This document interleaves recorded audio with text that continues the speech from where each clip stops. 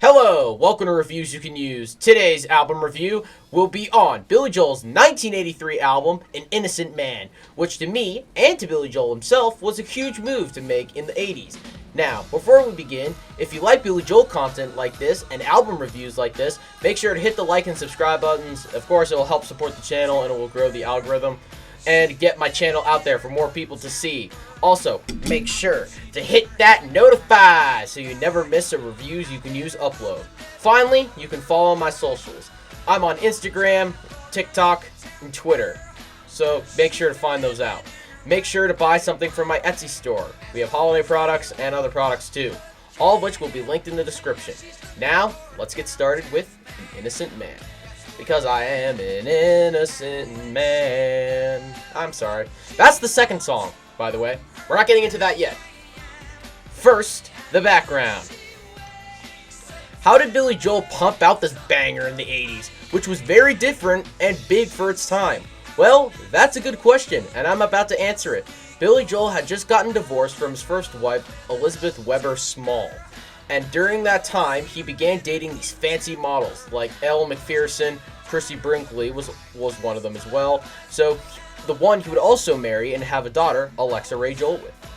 So as this was going on, he began to write the hit songs that would be on this album. Joel even said it was a way of revealing his youth, remembering the music from the 50s and 60s, and decided to make an album like that, which was different from what artists were famous for in the 80s, like Whitney Houston, Michael Jackson, even George Michael from Wham! This was completely different compared to the pop genre. And those three artists are huge names, and sadly they are no longer with us. Rest in peace to Whitney Houston, Michael Jackson, and George Michael. So this was different for its time. Even Billy Joel was shocked by how well the album did when it rose up the charts. That's all for the background information. It's time to get into reviewing the songs. First up, Easy Money. This song sucked me right into the album right away with its pumped up feeling. It feels like a James Brown song. Joel said he was inspired by Brown and artist Samuel Pickett, and I could see that it feels like Living in America, but it's upgraded to maximum level. One of James Brown's famous hits. Joel even sings like the artists he loves, which he does throughout the album, showing his impressive vocal range. Billy said when he wrote Easy Money and performed live for the first time, he said it was so much fun too. And he said after that song, the material kept coming and he wrote the album in 6 weeks. I love this track. It definitely feels like a James Brown song with Joel's energy, just like James Brown. I got a good feeling vibes, one of James Brown's famous hits.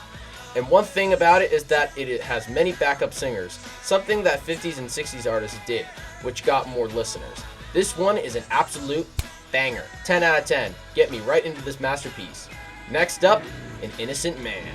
Not the title, the song. For An Innocent Man, Billy Joel was interested in Ben E. King, and for the first time I was listening to it, I got some Ben E. King Stand By Me vibes, including his group The Drifters. My relatives who grew up in the 50s and 60s were able to make connections with An Innocent Man to Ben E. King right away, which was great news when I showed it to them. Joel's high notes are very top-notch, too. He said in an interview describing the high-pitched notes that he hit in 1997, saying, I had a suspicion that this was going to be the last time I was going to hit those notes, so why not go out in a blaze of glory? One thing I like about the song is that it has a little pause right at the end, making you think it is over, but then Billy Joel comes back singing, which I love in most songs. I also love the soulful feeling in the song. I'm not the only one who picked up on that, by the way. Cashbox said, sounding soulful with a suburban lit. I agree with the soulful part, but I'm not so sure about the second claim, Cashbox. I don't know. So to sum it up, An Innocent Man has a great feeling to it. 10 out of 10. Next song is probably my favorite, The Longest Time. And probably yours too. For the longest time, I managed to get a lot of vibes of music groups that sang like Joel did in the song. A very interesting fact is that Phil Ramone, the record producer, and Billy Joel wanted to have backup vocal artists in the song, but it never got off the ground, so Joel decided to sing the backup vocals himself, showing his impressive vocal range. And I could see it going the distance on the song very much. Billy's musical influences for the longest time was Frankie Lemon and his music group, The Teenagers. Joel is great with the vocals once again, doing the lead vocals while doing the backup vocals too. Adding on with Doo-Wop. 10 out of 10.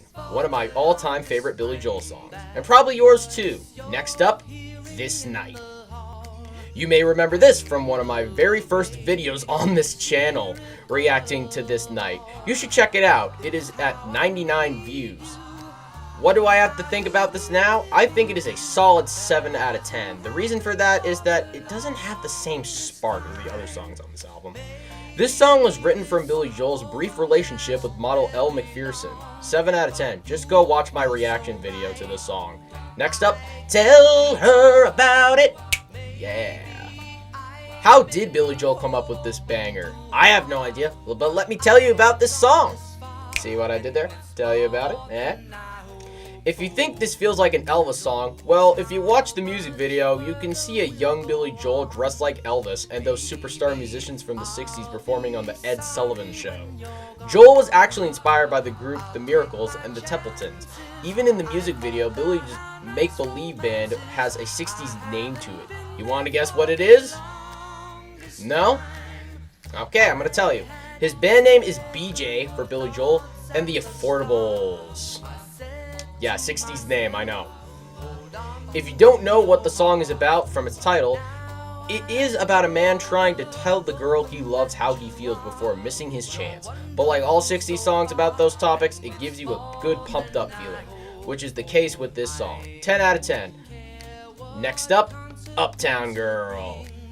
A classic and fan favorite for Billy Joel listeners. This song was written while Billy Joel was dating Christie Brinkley. For anyone who is a fan of Billy Joel, you would say this is one of your favorite Billy Joel songs of all time.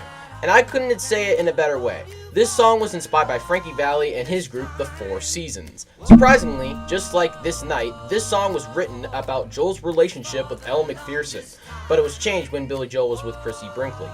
Joel has said the song's original title was going to be Uptown Girls, and he said another person that inspired the hit was Whitney Houston. No surprise there, since it was many supermodels in the 1980s that helped inspire this now infamous greatest hit. I love the song.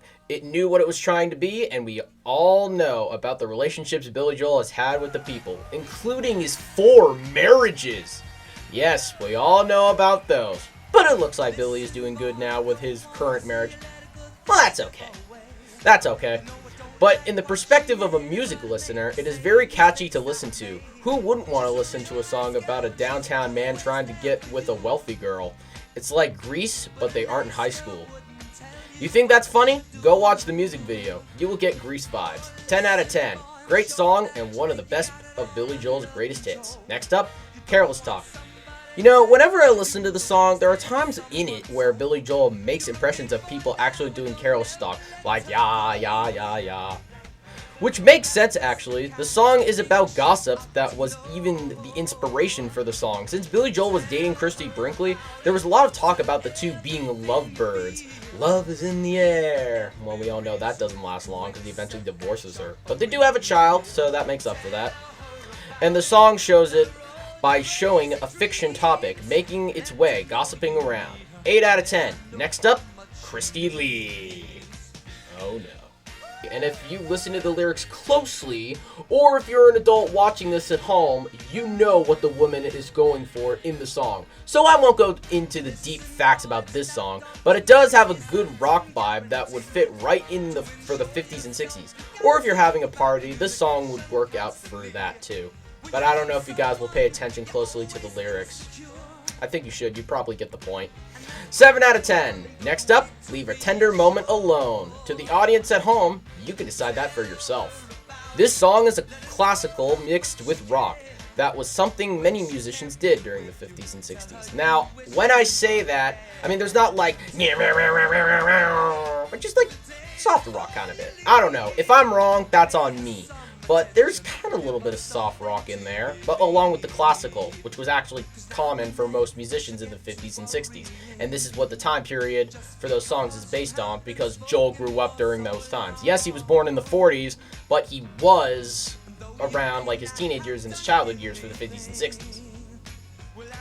And like that, Joel did that with this song. His vocal range, again, is impressive. But not much about to say about this song. It's just a nice one. 8 out of 10. Finally, the last song, Keeping the Faith. This song ends the album on a good note. Keeping the Faith is autobiographical on Billy Joel's teenage years, having him reminisce about the 1950s and 1960s.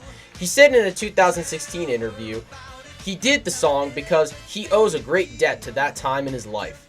He even says the Wild Boys were real people, saying, "To the wild guys I used to hang around with and the old rock and roll." Billy's influences for Keeping the Faith are many famous women groups in the 60s, the big ones being Betty Wright's Cleanup Women. The music video is great too. I like all the colors and it's typical 80s, but the song has a good groove and rhythm to it that makes you want to sing along. 10 out of 10. That is all for today on Reviews You Can Use. Hope you all enjoyed the video, and if you are fans of Billy Joel, make sure to hit the like and subscribe buttons. Also, please give this video a like and share this with your friends and family. Oh, and also, make sure to follow my socials, all of which will be linked down in the description below. See you next time on Reviews You Can Use. Ciao, amigos, and hasta luego.